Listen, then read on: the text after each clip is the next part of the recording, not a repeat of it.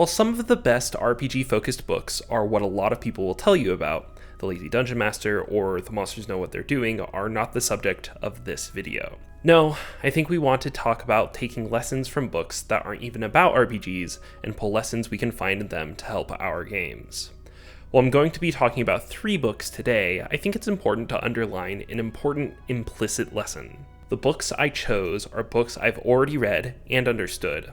Applying them to RPGs is something I did after reading them. You can look at the books on your shelf right now and pull meaningful lessons from them for your own games. That said, if you're looking for recommendations, I'd be more than happy to let you proceed with the rest of this video. One of the things we're taught in school is the idea of a character arc. That a character goes through trials to become a different person by the end of the story. This is important to understand as it shows up in all kinds of places. Yet, I think my education did a terrible job of explaining that Star Wars wasn't the only kind of character arc to exist. That's why I'd recommend most people to read Creating Character Arcs by K.M. Weiland. Weiland goes through 3 different types of character arcs and how they each challenge characters in different ways. This is important for us as game masters and storytellers because I don't think the typical character arc is going to work super well for TTRPGs. I think it's more practical to build a game for characters with flat arcs, as it relieves the players of focusing on building a satisfying arc for their characters.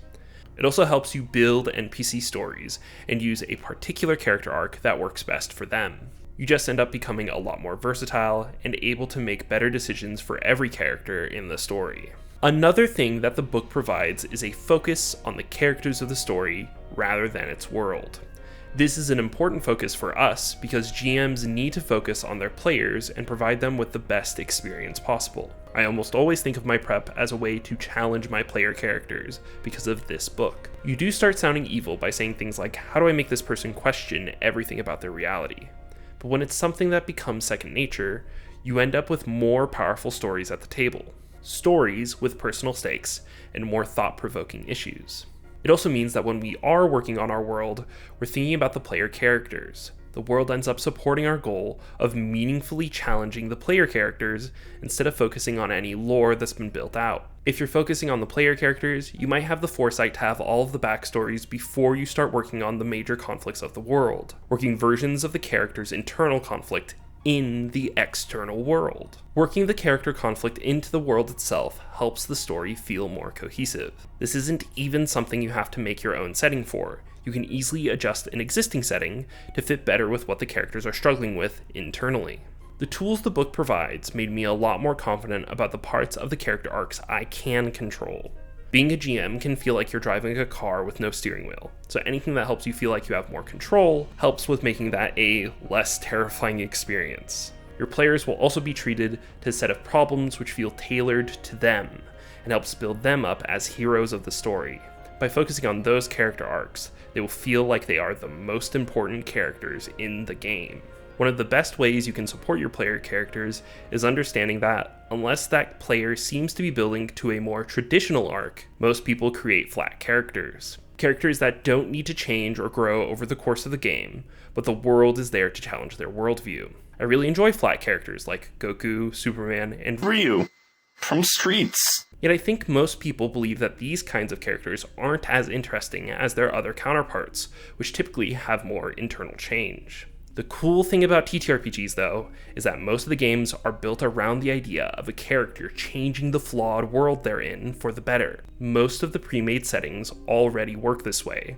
It's just a matter of the GM pulling on the levers those settings provide. If you are trying to work with flat characters, the book is an invaluable resource for providing ways that arc can work and how it can still be interesting over the long run. Most superheroes are like this too, so there are a ton of examples that you can look at to get a better idea of how those worlds challenge those characters. It's obviously also helpful if you work on your own setting and have it directly challenge the player character's worldview and exploit their insecurities. Building your world explicitly for your player characters will make them feel part of the setting as a whole in a very fantasy way. It's also a great way to get your players to world build for you by adding in their own details and areas into the game. It helps make the story feel more like something built in tandem with the players, rather than a world that was built by the GM that the players then just happen to be in. Using the knowledge that your players are likely going to build flat characters, we can still meaningfully challenge them and have them make interesting decisions. How do you conceptualize morality in your games? Do you follow something like the alignment chart, or do you think along the lines of ideology and different people pushing for different goals? How do you decide what your villains value? There's a lot that can be explored in terms of the morality of villains. I think for your typical fantasy game, there should be a few villains in there who are just evil. It makes it easier to fight them and kill them without the players having to worry about some of the more morally complex questions. These can be undead or any other faction which doesn't seem to be making conscious moral decisions, making it easy to take them down. Yet when we wish to build up our own villains and focus on what makes them interesting, we likely want to provide a more interesting thing for them to believe in than evil. This is where Jonathan Haidt comes in with The Righteous Mind, a book all about the complexities of moral problems and the ways different people have different morals. Before we dive further, I don't know if I'd say I agreed with everything that Haidt has said, but what I will say is that The Righteous Mind got me to see things from more perspectives. It gave me a vocabulary to speak about the ways that different people value different things. I still think the book is useful, I just don't know how much stock I'd put into some of his ideas on evolutionary psychology. One of the biggest issues with the standard alignment matrix is that it provides too few options for a person to be, while being so broad that the terms could be interpreted a myriad of ways. What Haidt talks about in this book is a series of moral matrices, sort of like the alignment chart, but there are 6 axes instead of merely 2. When reading the book, you do get the sense of how complex it can be to navigate moral questions that come from an axis you can feel but can't express. Many of the participants in the studies that Haidt had helped construct often had issues explaining why they have a strong feeling that something is wrong when it doesn't violate any of their primary moral axes. This also gives us a more complex toolkit to build characters who believe in different things than the heroes. If we want to focus on making our worlds less black and white, we can have the villain focus on a different moral matrix than the heroes. This allows the villain to make a case for something that would violate the liberty that the players have, but it might reduce the amount of harm in the world. This makes the villain difficult to negotiate with as a player, since they have a coherent worldview that can still lead the world to noble goals. The PCs are going to have to wrestle with that and try to justify their own moral matrices to the people around them, which can be interesting. When we imagine morality as more complex and focusing on these different aspects, we have more levers to push and pull to make the case for why the PCs should or shouldn't help this or that NPC. Challenging the worldviews of the player characters in this complex way allows you to ask more interesting questions too. You can present situations where an NPC can do something that feels wrong, but when questioned about it, they'll justify it as right. For example, an NPC can sell their soul for the sake of enriching themselves. When the players try to confront them, the NPC might appeal to the lack of fairness. Have them point to other characters in the world who have not sacrificed as much, yet are rewarded more. Then your players will have a conundrum on their hands. You can do this to find holes in the characters' moral matrices, forcing them to truly consider what is right and wrong. This allows for more interesting role-playing, as the PCs are now trying to justify their positions. Your players might be smart enough to point out the flaws in the villain's argument. The book shows that's fine. People hold on to their moral positions even when presented with information about their contradictions. It's human to do so. If your players have a grand moral argument, they would need time and place to convince the villain to change, and only if the villain is reasonable. This is the essence of telling something a bit more complex than just good against evil. The players will have something to think about, even if they fight the bad guy, because they had more layers than a simple cartoon villain. One of the greatest things that The Righteous Mind shows is how complex the moral world is. One of the examples that still sticks in my mind is the study that showed how rich Americans and rich Brazilians agreed with one another more than their poor neighbors. What a gift for world building. When we imagine complex social structures like cities, I often forget to have a strong distinction between those who are rich and poor. It should be something that's reflected not just in the governance, not just in the resources those people have, but in the people's idea of right and wrong itself. Provides for us a great tool to investigate those differences in an important way. These differences in views between the rich and the poor are unimportant though when it comes to appealing to a large crowd. When reading The Righteous Mind, you'll notice that the book makes an argument that the political party that touches on more moral tenets than the other will end up appealing to more people. This is something that you can use for your game. If you want a dictator to take over a country, they need to be in touch with what the people think are important moral values. Otherwise, they would have to become a dictator in some other way. We can have them tap into people's fear of oppression, or harm, or sanctity. Once they've convinced people to view their problems differently, and they've shown that the solutions to all of them would be to consolidate power, they can then take over the country. Your players would also need to find a way to convince those people to believe what the player characters believe. It gives your players an opportunity to try to think like their opponents, which forces them to confront how they're perceived. This also applies to other nations in the world, where each of them might focus on different moral ideas than others. Their culture is going to focus on different moral matrices, which puts them at conflict with other nations unless some agreement is made. The entire game can be built off these different stances on which moral issues should be prioritized. The world ends up feeling a lot more complex when all we've really done is adjust some numbers on a slider. Okay, so this final book isn't exactly about telling stories or exploring some aspect of morality. It's about you and me, the people who decide to run the game. The people who spend their nights wondering how to explore every player character to the fullest. The people who take this hobby a little too seriously.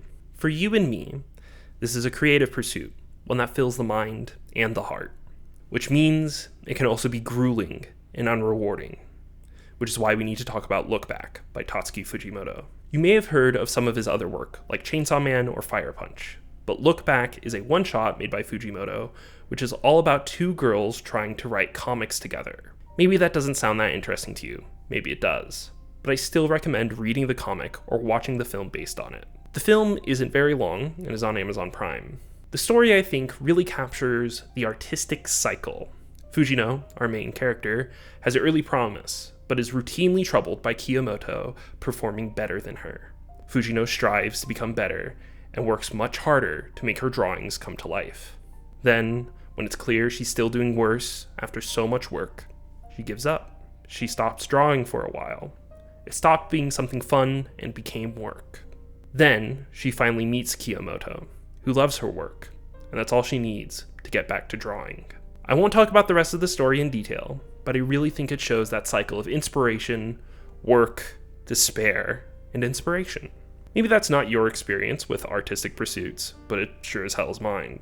The thing about the book is that it's not even really telling you how to get through that, it's just acknowledging that it happens to everyone. That makes me feel seen. I'm comforted by the idea that we are not alone when we struggle to create, that every person is worried that the work they put in to become good at something is not worth it, that the idea they're pursuing isn't worth writing about, that the worlds they build won't be interesting, or that being a creative person isn't worth it at all. I'm comforted that the book tells me that it's fine to stop sometimes, relax and celebrate when you win, or even just stop entirely and focus on something else for a while. More than anything, Look Back gives me a sort of peace, a promise that although creating things is hard work and requires a great deal of will, you can draw catharsis out of it. It's something that comes out of the process of being creative.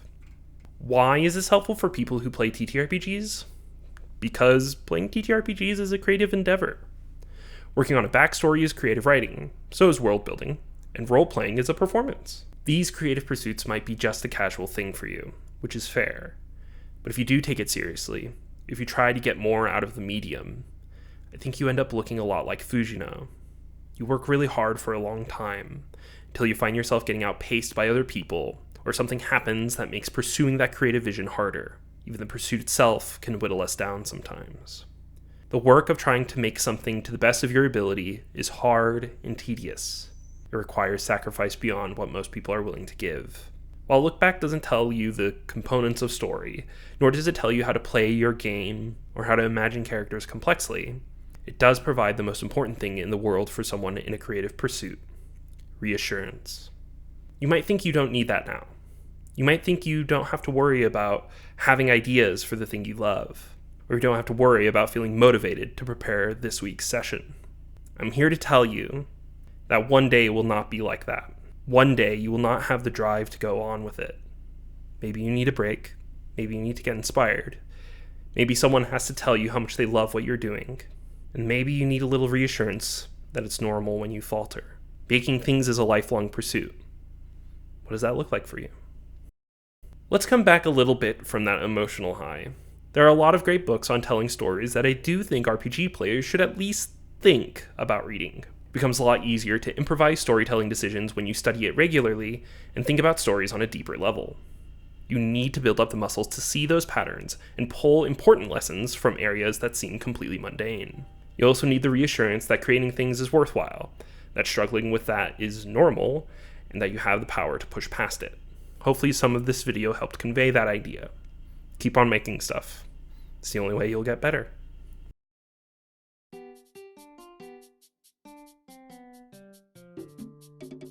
Thank you for watching my video. All the books are available in the description using my Amazon affiliate link. If you'd like to support the channel, be sure to like, share this video, and subscribe.